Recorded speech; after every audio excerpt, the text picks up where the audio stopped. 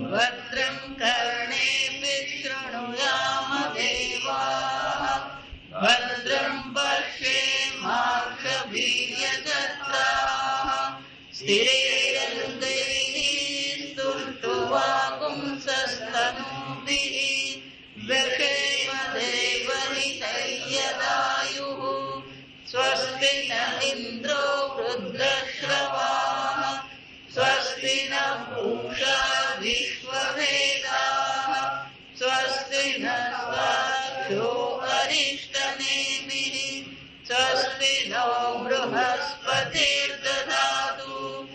ॐ शान्ति शान्ति शान्तिः ॐ सहना भवतु सहनौ भुनक्तु सह वीर्यं करवावहै तेजस्विनावधीतमस्तु मा विद्विषावहै ॐ शान्ति शान्ति शान्तिः सदाशिव समारम्भां शङ्कराचार्यमध्यमाम् अस्मदाचार्यपर्यन्तां वन्दे गुरुपरम्परां श्रुतिस्मृतिपुराणानाम् आलयं करुणालयं नमामि भगवत्पादं शङ्करं लोकशङ्करं शङ्करं शङ्कराचार्यं केशवं बादरायणं सूत्रभाष्यकृतौ वन्दे भगवन्तौ पुनः पुनः ईश्वरो गुरुरात्मेति मूर्तिभेदविभागिने व्योमवद्व्याप्तदेहाय दक्षिणामूर्तये नमः निधये सर्वविद्यानां विषये भवरोगिणां गुरवे सर्वलोकानां दक्षिणामूर्तये नमः ॐ नमः प्रणवार्थाय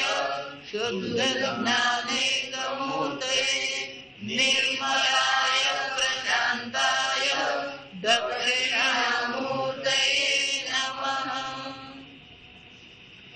प्रश्न छठो मंत्र बीज तस्मै सहोवाच इहैवान्तःशरीरे सौम्य स पुरुषः यस्मिन्नेताः षोडशकलाः प्रभवन्ति इति भाष्य अनपायो मुड़ी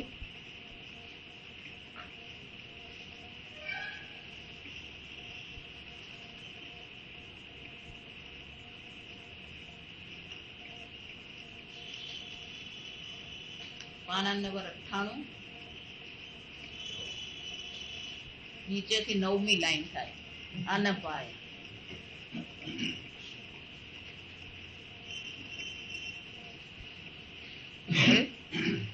पाना नंबर 98 नीचे थी 9મી अनपायोपजन धर्मक चैतन्यम् आत्मैव नाम रूपादि उपाधि धर्मैः प्रत्यवभासते सत्यं ज्ञानम् अनन्तं ब्रह्म प्रज्ञानं ब्रह्म विज्ञानमानन्दं ब्रह्म विज्ञानघन एव इत्यादि श्रुतिभ्यः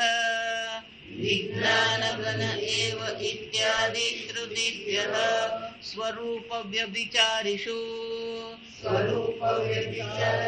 पदार्थेषु चैतन्यस्य अव्यभिचारात्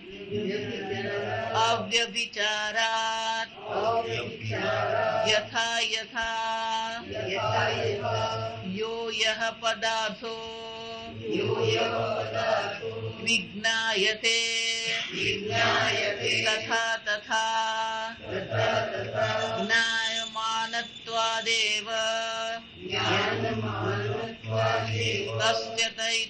तस्य चैतन्यस्य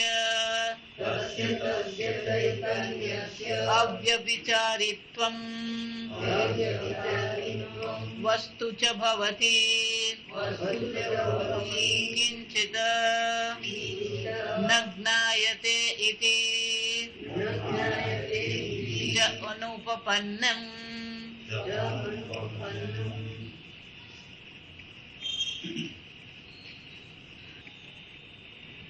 પ્રશ્ન પૂછવામાં આવ્યો, 16 કળા પુરુષ ક્યાં છે? શંકરાચાર્યજી કહે છે અને ઉત્તરમાં પીપલાદ મુનિએ શું કીધું? ઇહૈવાંત શરીરે સૌમ્ય પુરુષ, આ શરીરમાં જ છે. તો કે આ પુરુષ જે છે, 16 કળા જે પુરુષ જે છે આ શરીરમાં જ ઉપલબ્ધ થઈ રહ્યો છે. પણ શું ખરેખર આ 16 કળા એ પુરુષનું સ્વરૂપ છે? તો કે નહીં, પુરુષ તો ચૈતન્ય આત્મા છે. તમે નિત્ય શુદ્ધ ચૈતન્ય માત્ર છો. તો કે આ 16 કળા જે છે શું છે? ઉપાધિ છે. એટલે જ્યારે શંકરાચાર્યજી આ વાક્યનો અર્થ એવો કર્યો કે આ તો ચૈતન્ય માત્ર છે, જે જાણે કે 16 કળાની ઉપાધિ વાળો હોય એવો દેખાઈ રહ્યો છે. એટલે કે આ ચૈતન્ય જે તમે અર્થ કર્યો 16 કળા પુરુષનો આ ચૈતન્ય આત્મા છે એવો જે તમે અર્થ કર્યો, તો કે બીજા ઘણા બધા લોકો છે જે આ શરીરમાં જે અભિવ્યક્ત થઈ રહેલું ચૈતન્ય છે એના વિશે અનેક પ્રકારના અભિપ્રાયો છે.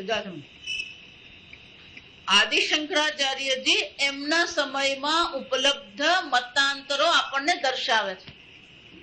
એ લોકો આત્મ ચૈતન્ય વિશે શું જણાવે છે?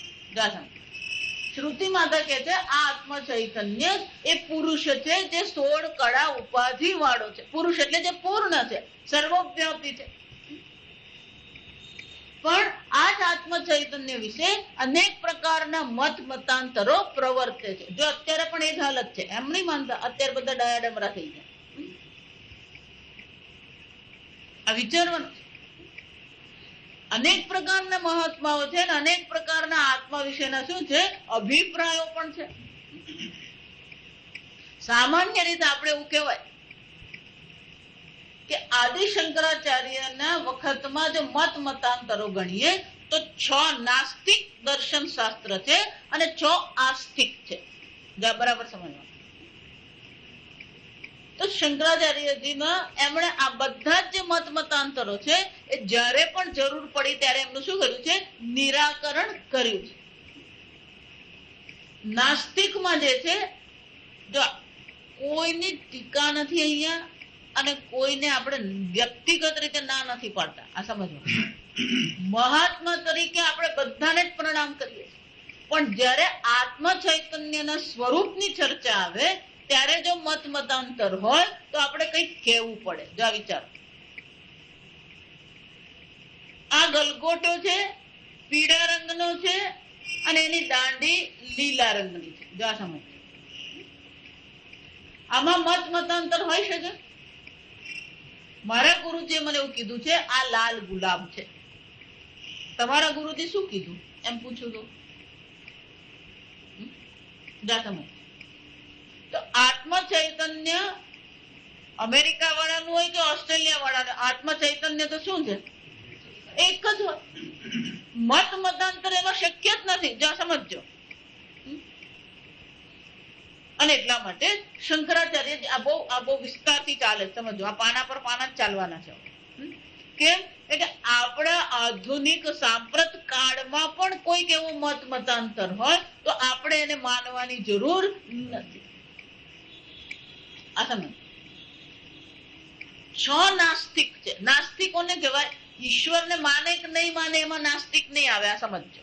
આપણે સામાન્ય રીતે એવું માને જે ઈશ્વરને અસ્તિત્વને માને એને આસ્તિક કહેવાય. ખરેખર આપણી વૈદિક સંસ્કૃતિની દ્રષ્ટિએ જે વેદને શાસ્ત્ર પ્રમાણ માને, વેદને અંતિમ પ્રમાણ જે માનનાર છે એ બધા આસ્તિક કહેવાય. જે વેદને પ્રમાણ માનતા નથી, વેદ શાસ્ત્ર સ્વીકારતા નથી, એ બધા આપણા માટે શું છે? નાસ્તિક. આ એક. કેટલાક એવા છે જે વેદને સ્વીકારતા નથી, જો બરાબર સમજો, પણ વેદની અંતર્ગત જે દેવી દેવતાઓ બતાવવામાં આવે એને પાછા એ લોકો સ્વીકારે. જો વિચારી, આપણું મૂળ વેદમાં જ છે. જૈન ધર્મ જેને આપણે કહીએ, એ જૈન ધર્મ શું છે? વેદ શાસ્ત્રને પ્રમાણ માનતા નથી. આ સમજો, એ લોકો આ શાસ્ત્ર પ્રમાણ એનું પોતાનું શાસ્ત્ર છે. એમને પોતા જો દર્શન શાસ્ત્ર એમ કહીએ, આ સમજી લો, દર્શન શાસ્ત્ર, કોઈ પણ દર્શન શાસ્ત્ર એવો શબ્દ આવે એટલે એમાં 5-6 વસ્તુઓ આવી જાય. પેલા આત્મા શું છે? આ સમજ, આત્મા શું છે? બીજું, આ આત્માનું જ્ઞાન કેવી રીતે પ્રાપ્ત થાય? બંધનનો અનુભવ બધા જ સ્વીકારે છે. બધા સંપ્રદાય વાળા બંધનનો અનુભવ સ્વીકારે છે. તો બંધનની એમની પોતાની વ્યાખ્યા છે, આત્માની એમની પોતાની વ્યાખ્યા છે. મોક્ષ કેવી રીતે મળે, એ મોક્ષ સાધન અને મોક્ષ કોને કહેવાય એની પણ એમની પોતાની વ્યાખ્યા છે. આત્મા શું છે? આત્માનું સ્વરૂપ શું છે? બંધન કોને કહેવાય? બંધનની વ્યાખ્યા. મોક્ષ સાધન શું છે? અને મોક્ષની વ્યાખ્યા. એટલું જ નહીં, આ જગત વિશે પણ એમનો પોતાનો અભિપ્રાય છે. તે ઉપરાંત આ જગત બનાવનાર કોઈ છે કે નથી? ઈશ્વરના અસ્તિત્વ. આ દર્શન, આ બધા મુદ્દાઓ દ્વારા શું થાય છે? દર્શન શાસ્ત્ર બને. અને જેટલા દર્શન શાસ્ત્રો છે એ બધા આ વસ્તુને સ્વીકારે છે, પણ એ લોકોની પોતાની વ્યાખ્યાઓ છે. જૈન જે છે એ ઈશ્વરને સ્વીકારતા નથી. સમજ, જૈન શાસ્ત્ર જે છે એ ઈશ્વરને સ્વીકારે. આ જગત કારણ ઈશ્વર છે, જે એક અદ્વિતીય છે, જગત કારણ બ્રહ્મ જેને આપણે કહીએ છીએ, એની ચર્ચા નથી. આત્મા શું છે? તો આત્મા દેહ પરિમાણ વાળો છે. આત્મા કેવો છે? આ દેહનો જેવો આકાર છે, દેહનું જેટલું કદ છે એવો આત્મા છે. એટલે એ લોકો એવું કે છે કે કીડીમાં જાય ત્યારે આત્મા નાનો થઈ જાય, હાથીમાં જાય ત્યારે આત્મા શું થઈ જાય? મોટો. દેહ પરિમાણ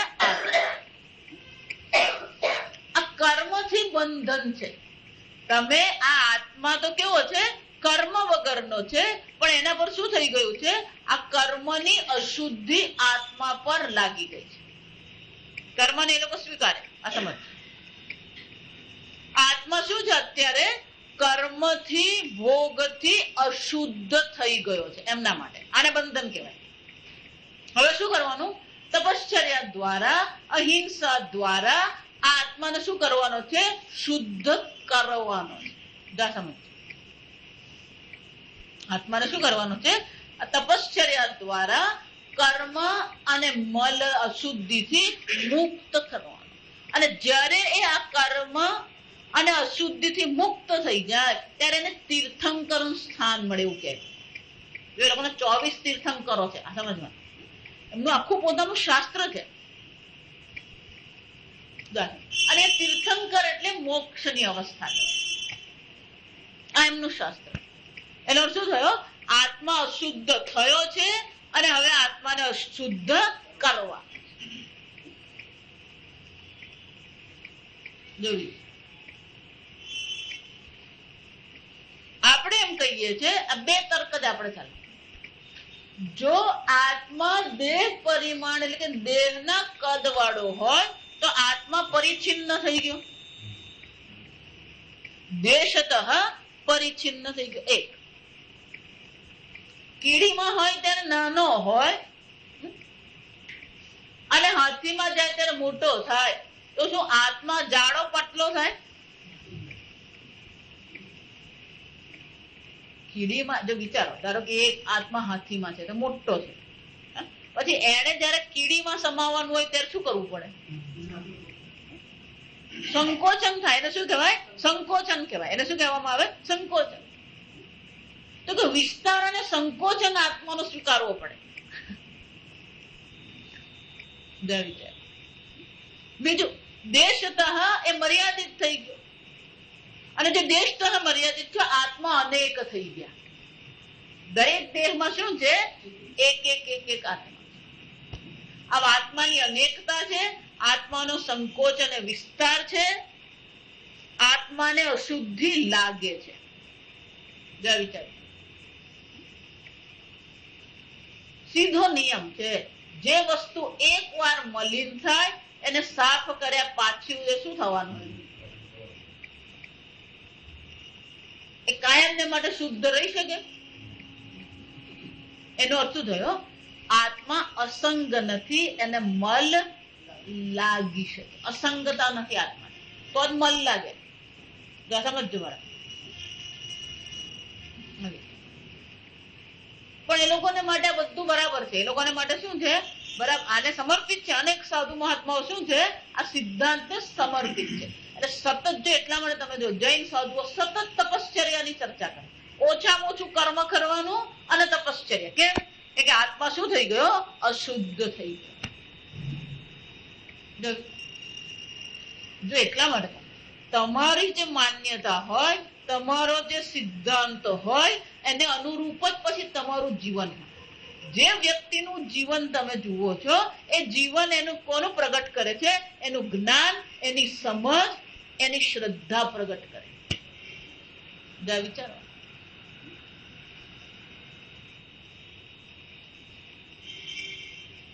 ચારવાક છે, એક બીજો નાસ્તિક છે. કોણ છે? ચારવાક. ચારવાક શબ્દ સમજેલો. ચારુ એટલે સુંદર, જેની વાણી શું છે? આકર્ષિત કરનારી. આ જેટલા ભૌતિકવાદીઓ જે છે આ જગતમાં 90% લોકો કોણ છે? આ ચારવાક. મટીરિયાલિસ્ટિક કહેવાય. એ બધા શું કહેવાય? મટીરિયાલિસ્ટિક. એ બધા ભૌતિકવાદીઓ છે. એ લોકો શું માને છે? ખાઓ પીઓ ને લે. ઓકે, ના ના, આ તું બધા કર્મ કરે, આ પાપ કરે, ભોગવવું પડે. આ જન્મ નહીં તો શું છે? આવતા જન્મ. એ શું કહે છે? આવું કઈ છે જ નહીં. શું કરતા રહેવાનું? ખાઓ પીઓ. કેવી રીતે? પણ કે ખાવા પીવા માટે પૈસા જોઈએ, મહેનત કરવી પડે. કોઈ મહેનત નહીં કરવાની. શું કરવાનું? યાવત જીવે સુખમ જીવે. જીવ્યતા સુધી શું કરવાનું? સુખેથી રહેવાનું. પણ સુખેથી રહેવા ઘર જોઈએ, પૈસા જોઈએ, બધું જ જોઈએ. કઈ નહીં. ઋણમ કૃત્વા ઘૃતમ થીબે. ઘૃતમ એટલે ઘી એટલે ભોગ. ઉધાર કરીને શું છે? લોન લેતા લેવાનું. લોન લઈને પણ શું? એટલા માટે કહું, જો આ સમજજો, અમેરિકા વાળાએ આપણા ભારતમાં જે આ ઘુસાડેલું છે એ બિલકુલ ખોટું છે. અત્યારે અમેરિકા ખોખલું થઈ ગયું. આ સમજો. હા, આ ક્રેડિટ કાર્ડ છે ને, તમારા કોઈ પણ સગાવાલા હોય ને, ના પાડી દેજો ક્રેડિટ કાર્ડ. અને તમારે ક્યારેય લેવા, એટીએમ લેવાનું, પણ ક્રેડિટ કાર્ડ તો ક્યારેય નહીં લેવાનું. હા, અને આ લોન પણ જે છે ને,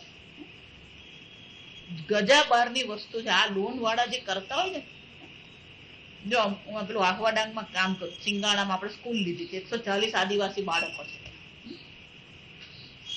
તમે દર વખતે જઈએ ને એટલે પછી પેલો ડ્રાઈવર લઈ જઈએ, તો સામાન લઈ જવાનો હોય એટલે પછી ગાડી, મોટી ગાડી જઈએ એટલે પેલો ડ્રાઈવર સાથે આવે. એકવાર એક ડ્રાઈવર છોકરો અમારી સાથે આવે. આ નવસારી પાસે એક ભૂલા ફળિયા કરીને કામ છે, હાઈવે પર જ છે, ત્યાંનો છોકરો. એટલે પછી આવે ને છોકરા, એટલે અમે પૂછે, કારણ કે 2.5 કલાક જવાના ને 2.5 કલાક આવવાના. સમજ? એ તપશ્ચર્યા છે, આમ જવાનું ના આવવાનું. એટલે કહું, તમને એમ થતું ને તમે બહુ દુઃખી છો, એક જ દિવસ મારી પાસે આવી જજો, સિંગાણા મારી સાથે આવજો, પણ તમને ખબર પડી જશે કે તમે કેટલા સુખી છો. હમણાં તોફાન આવ્યું હતું ને વચ્ચે વરસાદ, 15 દિવસ સુધી ત્યાં વીજળી હતી જ નહીં, વિચાર. અને એટલો બધો વરસાદ, જો સમજો કેવી રીતે વરસાદે એટલો જ હતો, વીજળી પણ નહીં. એ લોકોએ કેમ 140 છોકરાએ કેમ ખાધું હશે, કેમ રાંધ્યું હશે, ક્યાં કપડા સૂક્યા હશે, અને આપણે તો એક છાપું નહીં આવે ને તો આખું જગત માથા પર લઈને ફરી. વિચારો શું કર્યું હશે એ લોકોને આખું આહવા ડાંગે શું કર્યું હશે.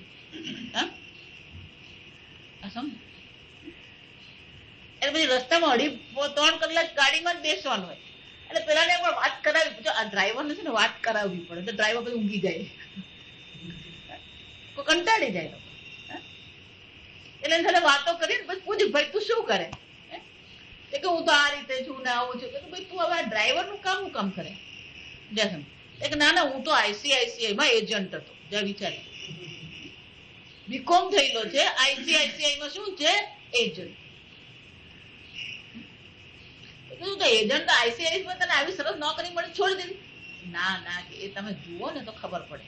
કેમ કે આ બધી લોન એ લોકો જે વાતો કરે ને ઉપરથી, અમને કે આ ટ્રેનિંગ આપે ને ત્યારે બહુ સ્પષ્ટ શબ્દોમાં કહેવામાં આવે. જો વિચારી કે અમારે માત્ર શું કહેવાનું, જો વિચારી શું ન કહેવાનું ને એ પણ એ લોકોને શીખવવામાં આવે. કે આ બધા પણ કે આવો પ્રશ્ન સાહેબ પૂછે તો એ પૂછે ત્યારે એમ કહેવાનું, હું તમને પછી સાહેબને પૂછીને કહી દઉં. જો વિચાર, જો એટલા માટે આ તમે કઈ પણ જુઓ ને, તમે પેલી તીલડી મૂકેલી હોય લોકો, શરત લાગુ પડે. એને શું કહેવાય? શરત લાગુ પડે ને, એ શરત 1-2 નહીં હોય, 8 થી 10 હોય. આ વિચાર. પેલો કે સાહેબ કે અમે લોકો તો આ બધે ફર્યા ને આ બધું જોયું, પણ કે આ બધું અંદર ખાનેથી જોયું તો પોલમ પોલ જ છે. ત્યાં સમજો. એટલા માટે લોન લઈએ ને તો વિચારે. જો હમણાં એક બેને 1 લાખ રૂપિયાની લોન લીધી, આ સમજ. એટલે જરૂર પડી ગઈ, પૈસા હતા નહીં ને અચાનક એને જરૂર પડી, તેને શું કર્યું? લોન લીધી. કેટલાની? 1 લાખ. જ્યાં સમજ 1 લાખની લોન લીધી.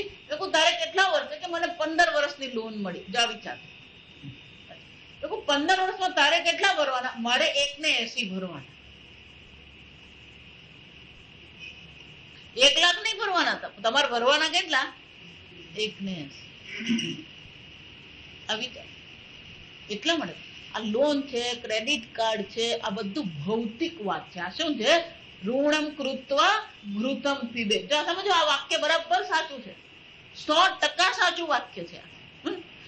લોન લેવાની, અને પછી વોટ બેંક આવે ત્યારે બધી સરકાર શું કરી દે? ખેડૂતોની બધી લોન.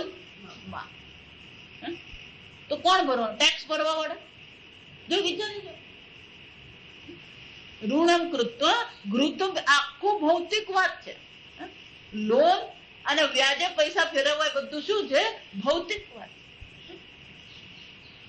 સમજ? એટલું જ નહીં કે અલ્યા ભાઈ પણ આ ભરવું પડે ને, સાચો વાંધો નહીં. કેમ?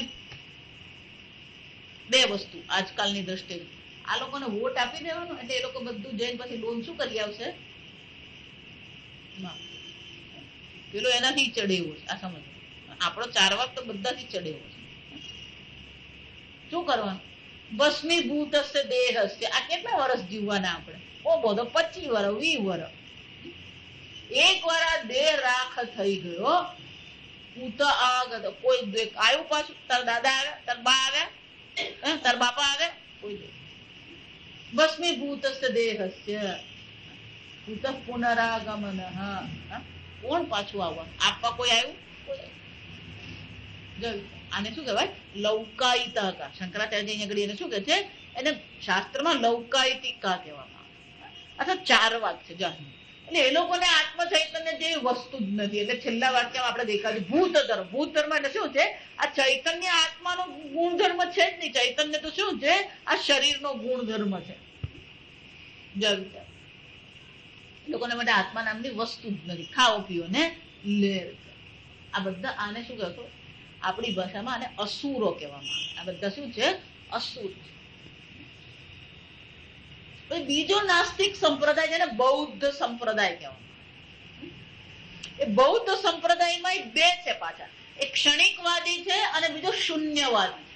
આપણે અહીંયા આગળ જોઈ ગયા. એક ક્ષણિકવાદી એ શું કહે છે, પેલો વિષયના સંયોગથી ચૈતન્ય દેખાયું અને વિષય છૂટી ગયો એટલે ચૈતન્ય પાસે જતું રહ્યું.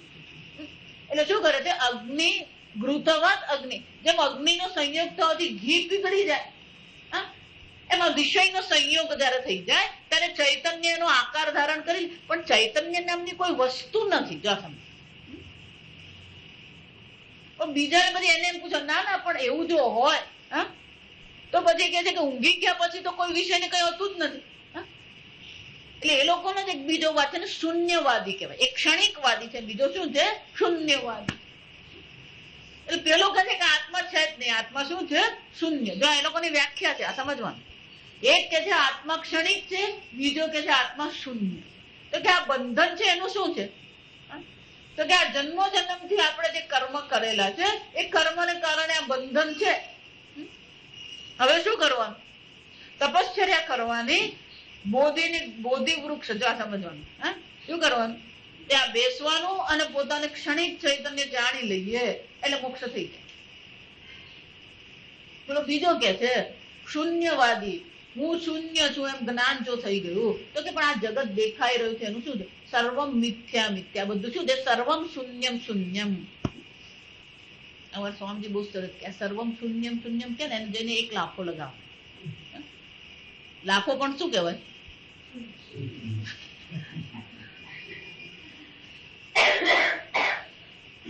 આત્મા શૂન્ય નહીં, બધું પણ શું છે, કેવી રીતે વ્યવહારિક રીતે જોઈએ ને તો આમાં આ બધા મત મતાંતરો શું છે, કોઈ જગ્યાએ બેસતા જ નથી. પણ આ છે, આ સમજો.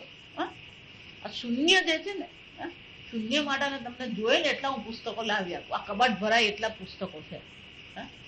આવી છે ને સિદ્ધાંત એ લોકોનો બૌદ્ધિક રીતે આપણે સ્વીકારી શકીએ એમ છે જ નહીં.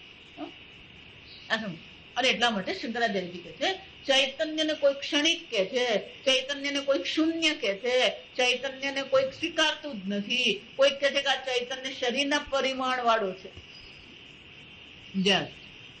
આ તો નાસ્તિક થયા, સમજો. હવે આસ્તિક એટલે કે જે લોકો વેદને સ્વીકારે છે, એ બધા કોણ છે, આસ્તિક સંપ્રદાય. એ આસ્તિક પણ 6 છે. જો વિચાર, આસ્તિક પણ શું છે, 6 સંપ્રદાય. એમાં પહેલો સંપ્રદાય જે છે એને નૈયાયિકો કહેવામાં આવે, બીજો છે એને વૈશેષિક કહેવામાં આવે. આ નૈયાયિકો વેદને માને, નૈયાયિક અને વૈશેષિક જે છે એ તર્ક પ્રધાન શાસ્ત્ર છે. એ કેવા છે, તર્ક પ્રધાન. વેદને માને ખરા, પણ એમના પોતાના તર્ક છે, જે તર્કનો અર્થ એ લોકો વેદમાં શોધવાનો પ્રયત્ન કરે છે. આ નૈયાયિકો જે છે અને વૈશેષિક છે એ તર્કથી ચાલે છે. અને એ લોકો એવું કહે છે આ આત્મા પદાર્થ છે. આત્મા શું છે, પદાર્થ છે. ગઈકાલે આપણે જોયું આત્માને એ લોકો શું માને છે, એક પદાર્થ. પંચમહાભૂત પદાર્થ છે, આત્મા પદાર્થ છે, મન પદાર્થ છે. આ બધાને પદાર્થ એ લોકો માને. તો કે ચૈતન્ય શું છે, તો કે જયારે મન અને આત્મા બે ભેગા થાય ત્યારે આ ચૈતન્ય પ્રગટ થાય. દ્રષ્ટાંત બહુ મજાનું આપે છે. આ સમજ કે જેવી રીતે નાગરવેલ નું પાન લીલા રંગનું છે, નાગરવેલ નું પાન શું છે, લીલા રંગ. ચૂનો સફેદ રંગનો છે, પણ એ બે ને ભેગા ચાવીએ તો શું થાય, લાલ. જેમ પેલો લીલું અને સફેદ ભેગા થઈને લાલ રંગ બને છે, એ મન અને આત્મા ભેગા થઈને શું થાય છે, ચૈતન્ય પ્રગટ થાય.